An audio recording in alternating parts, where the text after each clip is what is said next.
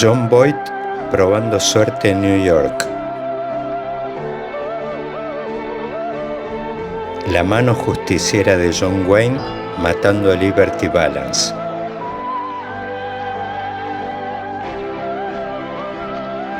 Clint Eastwood, Eli Wallach y Lee Van Cleef sacándose los ojos por un baúl de oro.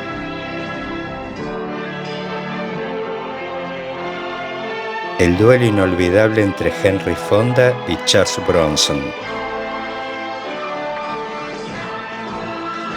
O simplemente el pantalón que usa a diario todo el mundo.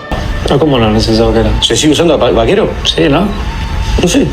Vos sos el que sabes. Sí, vaquero. Vaquero, un podcast de política.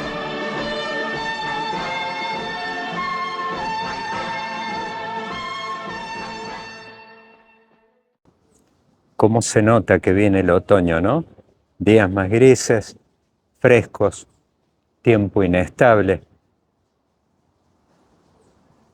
Escribí una columna en El Economista este fin de semana cuyo título tiene que ver con una figura muy propia de las adivinadoras o adivinadores, que es la lectura en la borra del café.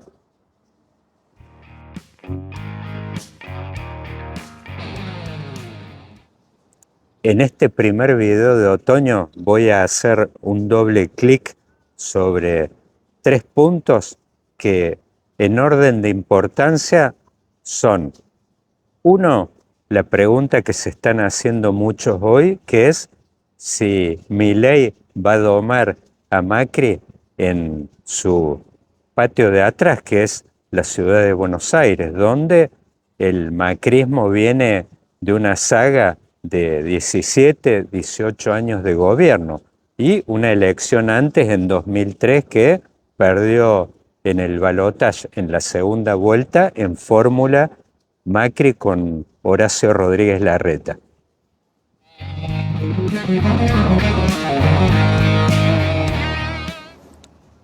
El segundo punto, que está muy conectado con ese primero, que hay que mirar muy en detalle, es qué nivel de fragmentación deja a nivel de resultados electorales este proceso de 2025.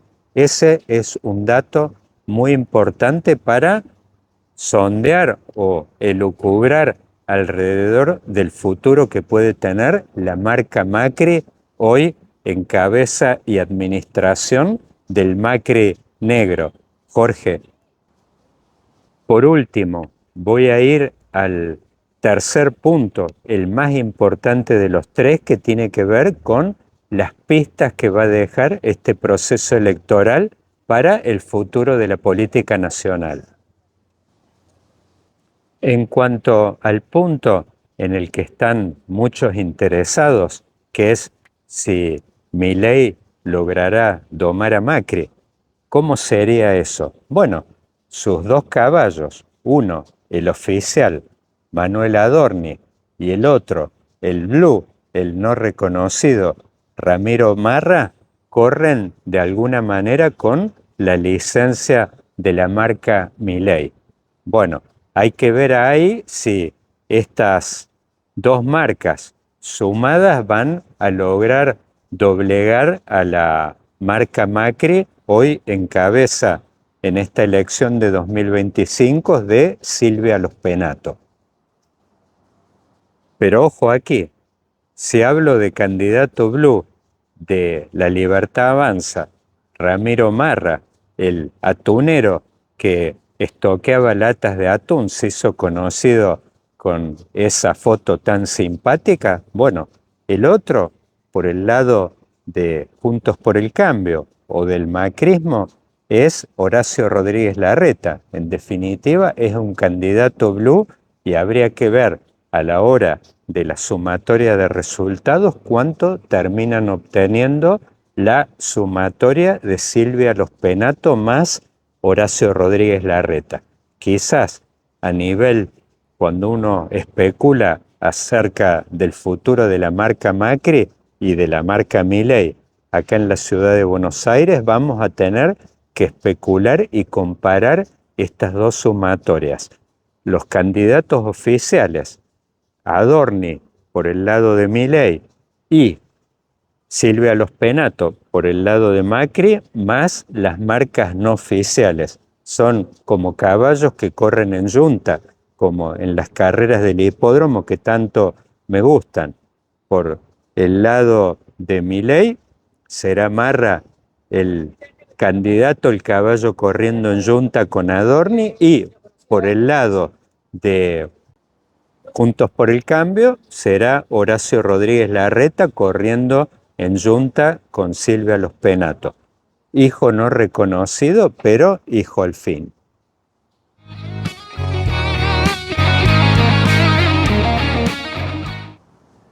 Ahí creo que hay una expectativa desmedida con relación a este duelo entre la marca Milei versus Macri, ya que el anclaje, la plataforma política que lo sostiene a Milei no tiene que ver tanto con el área metropolitana, sino más bien con la región centro.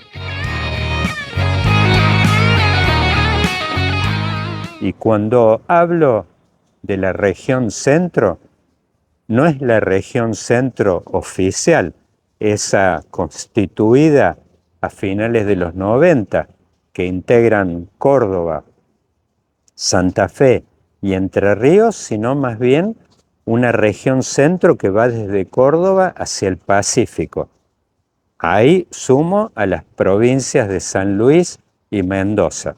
Si uno ve los resultados electorales y las encuestas posteriores a la elección de 2023, ahí aparece una integración muy nítida entre los electorados de estas tres provincias, Córdoba, San Luis y Mendoza. Ese es el núcleo duro, el que sostiene a Milei a nivel de popularidad.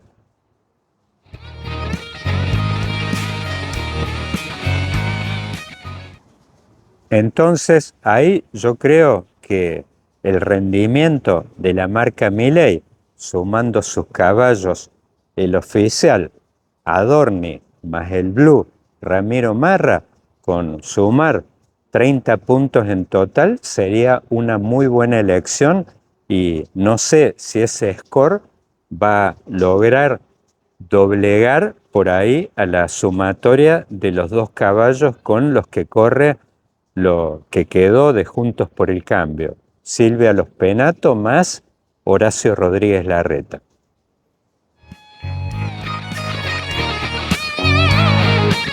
Es qué nivel de fragmentación va a dejar esta elección.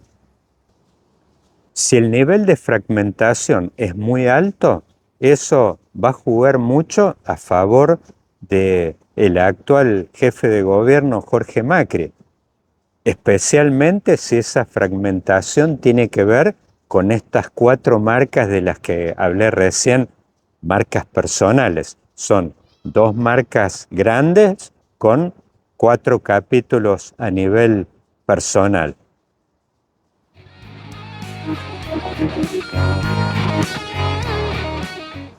¿Y por qué digo que es importante el nivel de fragmentación? Porque la ciudad de Buenos Aires administra un presupuesto de alrededor de 14 billones de pesos. Es difícil comparar la moneda en Argentina con semejantes niveles de fluctuación macroeconómica, pero en una época la ciudad de Buenos Aires, a principios, mediados de los 2000, tenía un presupuesto equivalente al de la comunidad autónoma más poderosa de todas de España, la Comunidad Autónoma de Madrid. Es una ciudad muy rica, con un PBI per cápita que triplica al de cualquiera de las grandes provincias argentinas. Buenos Aires, Santa Fe o Córdoba. La única que por ahí se le acerca en estos indicadores es la provincia de Neuquén, un emirato petrolero, pero prácticamente sin gente, el 0,6% apenas de la población nacional está asentado en Neuquén.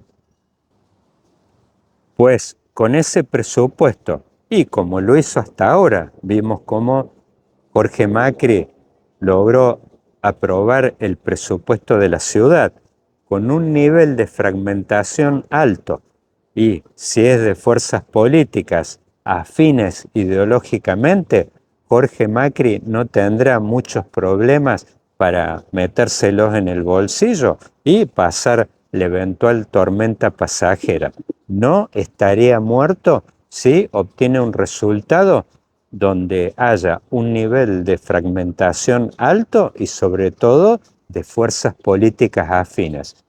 Cuando digo fuerzas políticas afines, me refiero a estos dos conjuntos, la marca Milei más la marca Macri, sin perjuicio de las peleas y diferencias personales que hoy se están ventilando en los medios, pero eso tiene que ver más con aspectos de orden personal que de comportamiento electoral profundo. A nivel de sumatorias, perfectamente Macri, Jorge, en un nivel de fragmentación alto, se los puede meter en el bolsillo a todos.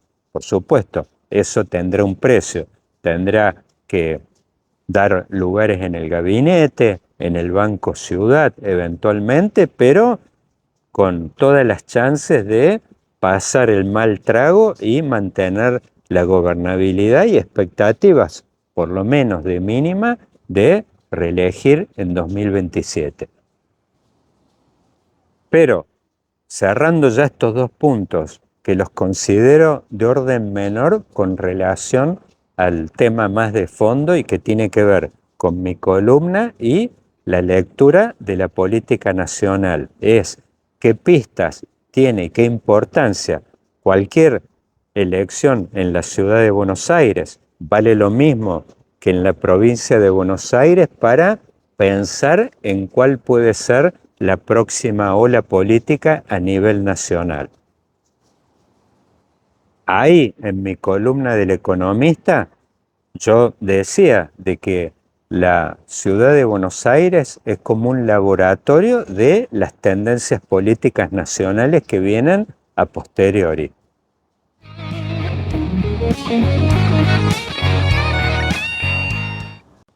Pensemos, por ejemplo, en los 90, cuando el menemismo se comía a los chicos crudos, Menem se iba en la Ferrari a Pinamar y todo eso. Bueno, después de la reforma constitucional del 94, que le dio la autonomía a la ciudad de Buenos Aires, en el año 96, la primera elección a jefe de gobierno la gana de la Rúa en tándem con Enrique Olivera de vice.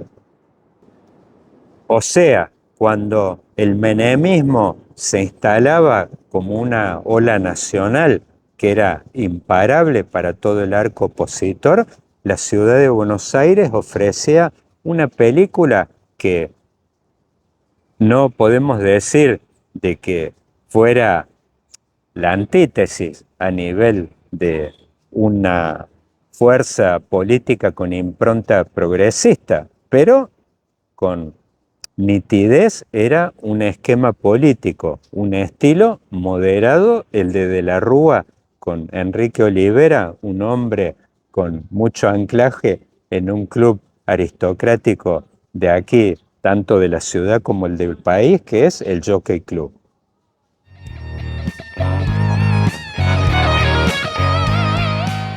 El contraste era visible y esa foto de moderación, de equilibrio, de estilo diferente que ofrecía la ciudad de Buenos Aires fue lo que después se terminó imponiendo desde el 99 a nivel nacional. Asimismo, la elección posterior a la primera donde ganó de la Rúa, después la ganó Aníbal Ibarra, un candidato que ya tenía una impronta, un contenido más de corte progre, como le llamamos todos. Bueno, eso que se vio aquí, ese juego de fuerzas políticas en la ciudad de Buenos Aires, era premonitorio un poco del viraje que tendría la política nacional de la mano de los Kirchner en 2003, virando hacia el lado de la patria grande. El apellido Ibarra de aquí del 2000 hacía mucho juego y maridaje con el apellido Kirchner que vino unos años más tarde.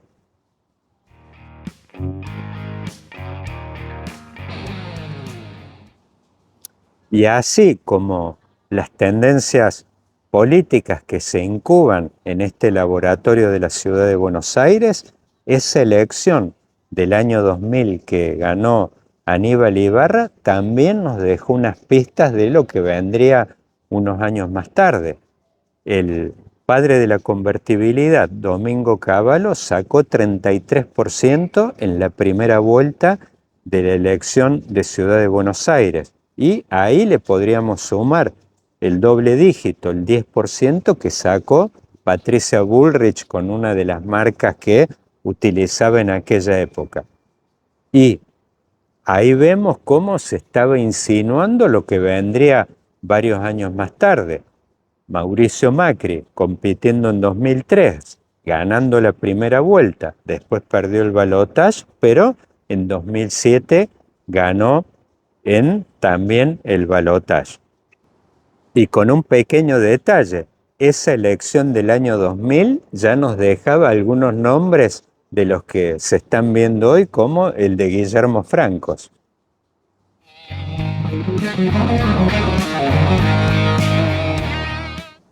Pues lo que nos fue dejando este laboratorio político de la ciudad de Buenos Aires a partir de mediados de los 2000 es la ola a la que se subiría después Mauricio Macri en el año 2015. La política de la ciudad de Buenos Aires funcionando una vez más como un laboratorio de lo que se estaba incubando a nivel nacional para lo que venía después.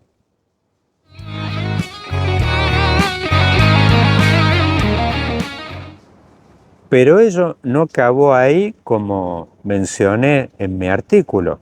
Hay una elección que por ahí fue poco analizada desde ese punto de vista, que es la elección de 2015, cuando se corona Horacio Rodríguez Larreta como jefe de gobierno, sucediendo a Mauricio Macri en un balotaje muy cerrado donde le gana a Martín Lustó, representando al radicalismo por apenas 2,5 puntos, 3 puntos.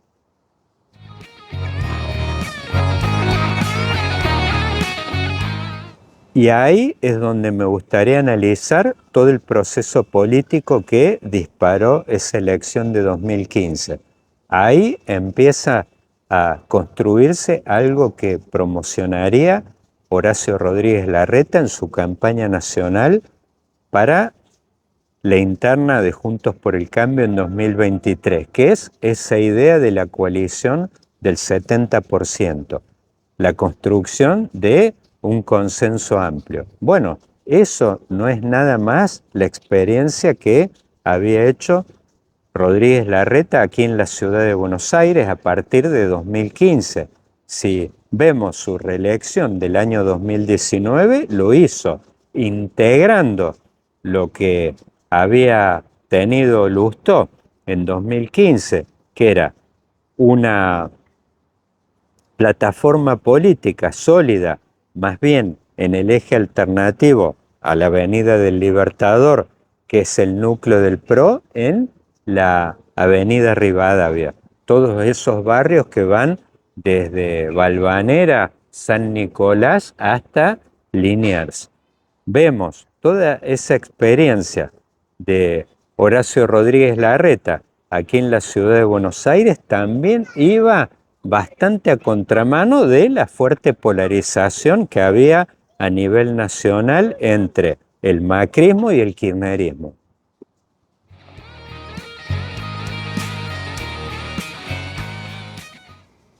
Ni más ni menos que la foto de los tres tenores que vimos al comienzo de la pandemia entre Rodríguez Larreta, Alberto Fernández y Kicillof desde la provincia de Buenos Aires. Aquí pues, y con liderazgo de Rodríguez Larreta, fue donde se incubó todo ese proceso de coalicionismo que desemboca en la victoria del Frente de Todos en 2019.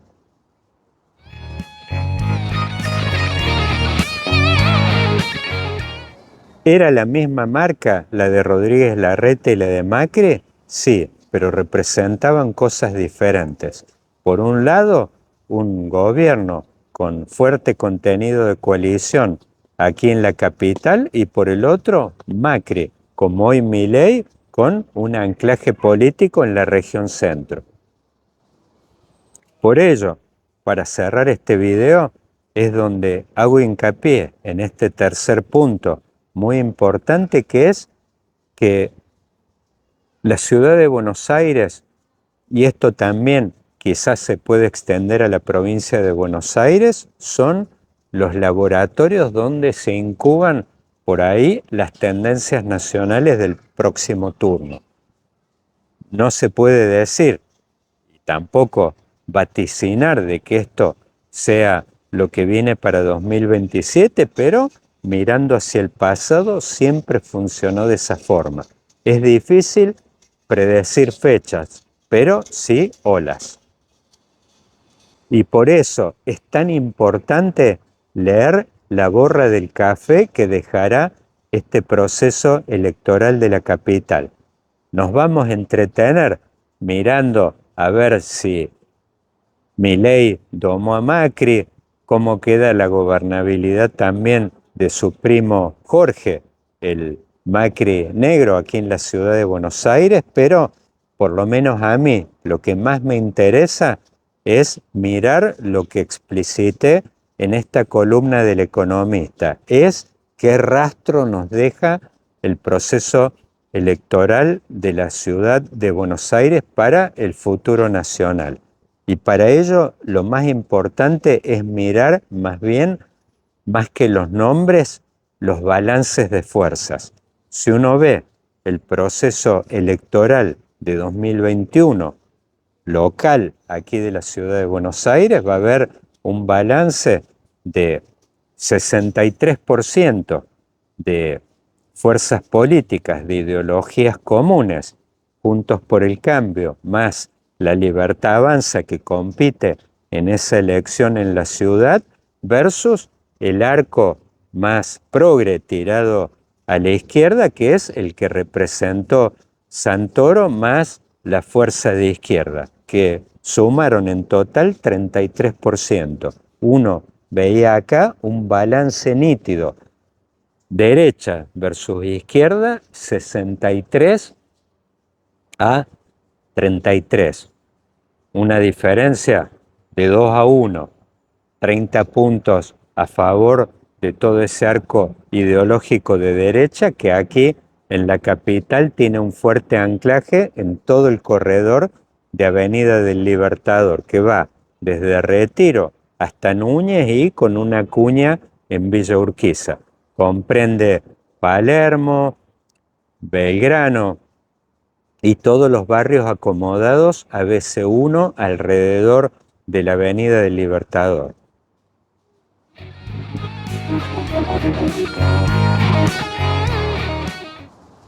Ahí, en términos numéricos, a quienes están esperando por ahí estadísticas, bueno, lo que me gustaría mirar es si hay una expansión del otro arco, ese que se apoya más en todo el corredor de la avenida Rivadavia, que comprende San Nicolás, Valvanera, Parque Chacabuco, Flores, Floresta, Caballito, y que va hasta Liniers. A ver si todo ese eje le termina dando aire y logra una expansión en este proceso electoral, alterando esa ecuación de 2021 que fue a favor del eje de Avenida del Libertador 63 a 33.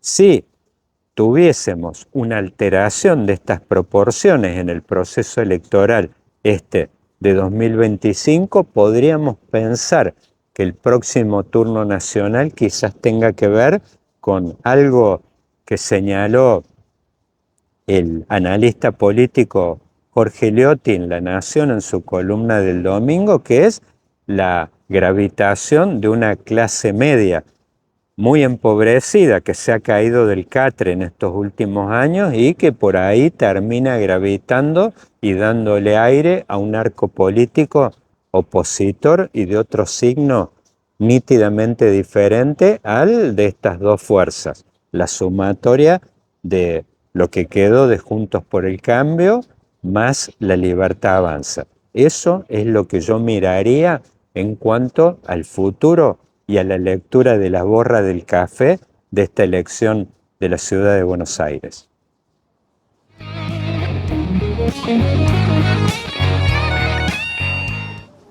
Bueno, queridos amigos, que tengan muy buena semana y a disfrutar este comienzo de otoño.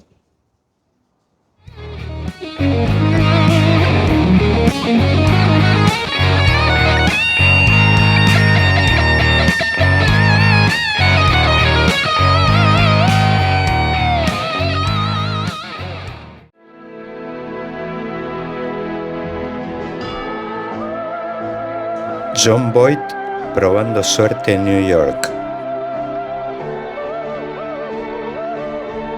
La mano justiciera de John Wayne matando a Liberty Balance.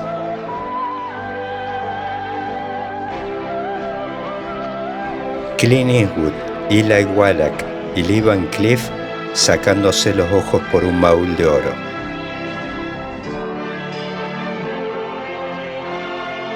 El duelo inolvidable entre Henry Fonda y Charles Bronson. O simplemente el pantalón que usa a diario todo el mundo. ¿Pero cómo no es esa vaquera? ¿Se sigue usando vaquero? Sí, ¿no? No sé. Vos sos el que sabe. Sí, vaquero. Vaquero, un podcast de política.